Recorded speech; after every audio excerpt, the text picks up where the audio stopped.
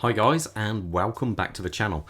Today I wanted to do a comparison against these two iconic Sinn models. We have the U1. Now this variation we've got here is the U1S Mother of Pearl limited edition, which only came out in May this year. So this there's only 300 worldwide and they're going to sell out pretty quickly. And this is my old tried and trusted Sinn U2S. Now this watch I've had for over 10 years now, so it's it's been with me for a long time. So basically wanted to show them really side by side while I had two black kind of U1 U2 variations with me, and what you get for your money, because the U2 does cost £700 more. Basically, these in their standard steel variations, this, if you didn't have it in black, would be £2,100. This one would be £2,800. So you're talking, there's like £700 difference. Now, what do you get for your money? Now, I must point out, this being a special edition is coming in at just under 3,200, and this being a black edition there is coming in around about 3,400 something. So it's a big step up, but let's talk about them first. Size-wise, they're both 44mm case sizes. The thickness of the U1 is coming in at 14.8. The U2 is coming in at 15.5. But that will become apparent in a minute. The lug to lug is about 50.5 on both models, and both use the same 22mm bracelet. So dial wise, obviously you can see there is a lot of difference between the dial. Now this, I should also point out, is part of their EZM range of watches and mission timers, whereas the U1 isn't. So first of all, the dial on this, now let's face it, the dial on this is rather special. It just looks fantastic. I think as the, it just looks superb. It is amazing and looks better outside than in, it has to be said. As you can see, it is a simple affair. We've got, well, when you look past that amazing Mother of Pearl, we have a simple freehand movement with the date over at 3 o'clock position. Now, being that this is a black model, it does have Lume, but to be fair, it is kind of, it doesn't last that long. And they use their iconic, what is known as the Lego style hands, which just looks superb, really. It's definite, iconic for the U1. It really put them on the map. And then there's a U2. Now, the U2, there's a heck of a lot going, there's more going on. We've got his sword style hands with the red second hand there with the white going through there. Now, where the U1 is a simple three-hander, here we have 4 hands. Now, the eagle eye view might have noticed there is another hand here. Now, that is part of the GMT function of this hand. So if I pull it out one click, I believe it is, here we go, and I can adjust that. So you can adjust it to 1 hour increment. So how to use that, if it was, say, over... let's screw that back in. Never good to keep a crown out. Now, present time, let's face it, is around about 11 minutes to the hour of 2. Now, the GMT, you still use that minute hand, and what it would be is 11 minutes to 8 in the morning. So that's how you use that. Now, if you're wondering how you change the date, you rotate it the other way, and that will then change the date. So that's obviously one of the differences. Also, down here, you might have noticed this little blue affair here. Now, this watch has got the Sinn's AR system. So what that means is, instead of having oxygen within the watch, which, let's face it, must have moisture in it, you can prove this by leaving an ice cube, but I'm not going to that. I'll go into that on all the videos. So basically, any moisture within this watch is absorbed by those crystals there.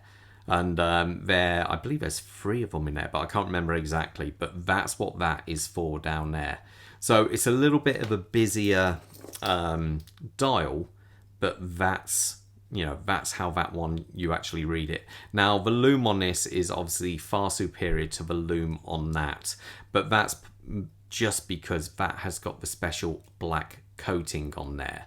You still have the date over here at the 3 o'clock position, so you know, you're kind of similar there. But again, we do have more for, you know, for where your precious money goes. Now, both have got sapphire crystals. This one is domed on this. It's domed to allow for the hand stack, because basically with having 4 hands on this, it means it sits a tiny bit higher. So you do actually have a dome on there. But also, whereas the U1 has a rather incredible 1 kilometre of water resistancy, which, let's face it, is going to be enough for most people, this has 2 kilometres of water resistance to it. So this is a much more kind of, let's face it, realistically, for any of us out there, anything over 200 meters is more than enough. So let's face it, but you know, it's always good to have more. Now, when it comes to the bezels on these, the bezel on the U1, it's very functional. There is back play,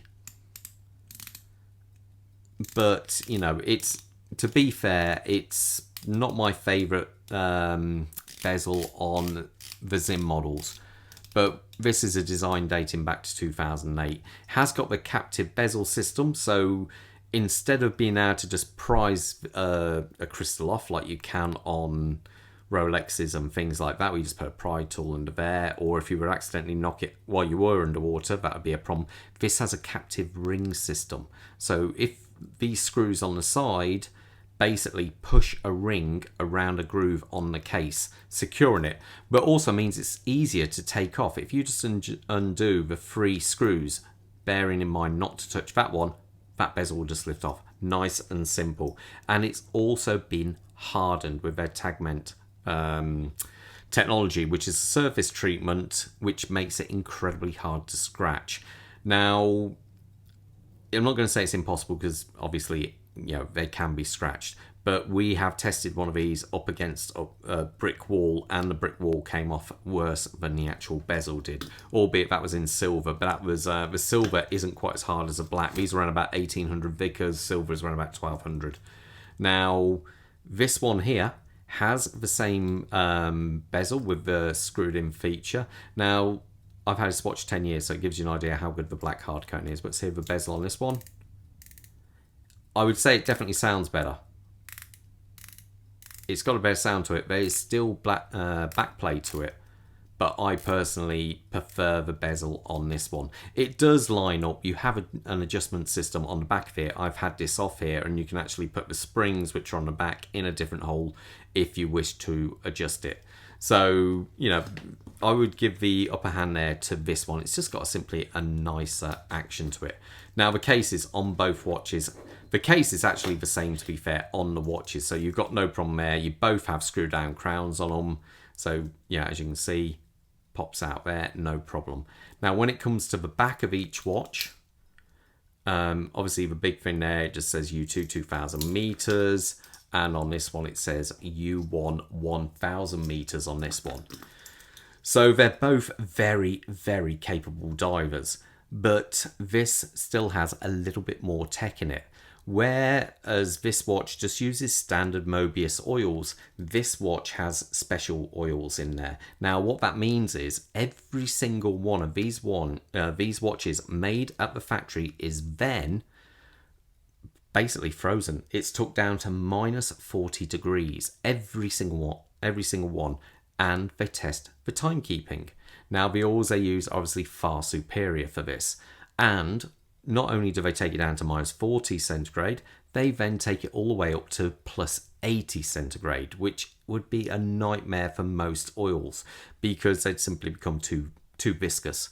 So, but this one still keeps incredible accurate time. Now, one thing I should point out, this one here uses a Sleater SW201 movement, which is a solid movement. It is top grade, so it is within chronometer specs. This one, albeit because it's the older version, runs the ETA, but the newer one runs the SW330 in 1 movement.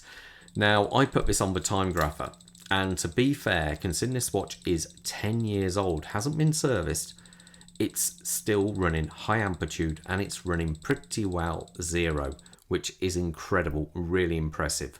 So it gives you the idea of the movements they actually use. Now the bracelets are exactly the same on each model, and they both feature these hex keys or Allen keys depending on where you come from. Now when you buy the watch you get 2 of these wrenches or keys, and you get some Loctite. So if you do adjust it, you can actually, tighten it up and make sure it shouldn't come loose. Now, again, both of these watches are also available on these black silicone clasps. Now, this is the older style without any micro adjustment, but the newer ones have micro adjustment on them. But this strap is ancient, and you can see how well it's doing. The clasp, again, is tagmented type, and considering how old it is, let's face it, it's doing incredibly well. Most clasps are after a couple of weeks, you can normally see scratches on, not with these. So really, it's kind of up to you which one you go for, but there is that kind of £700 price difference. Which do you go for? I'll show them both on my wrist so you got an idea how they look. Now let's just quick wrist check. I'm wearing a Larco, all in black Casablanca with the upgraded movement, and Bob, well, of course, he had to wear a Sinn, didn't he? All black Sinn 144 anniversary, because it would have been rude not to. So first things first, let's look at the U1. Now, the U1 is just a cracking watch, let's face it. It's, iconic. There it goes. That's on my 7¼ inch wrist, and it looks great. No ifs or buts. I really do like this blue version. I think this or the special edition with their kind of faux lume, faux patina on there, I think looks superb. Now the U1, I say I've had this for years. I've also got a red silicone strap for it, as well as a white one, I think. And that's how it looks on my wrist. So the big difference really is the dial. The dial on, kind of, it's so different. You've gone from the Lego hands to sword hands, but this gives it the ability to actually be named as one of the EZM range, where this one isn't. But it depends what you want. What I'm interested in, would you spend the extra £700 so you get all these extra benefits over the U1? Let me know in the comments below. Okay then guys, all the best, and most importantly, stay safe out there. Take care. Bye.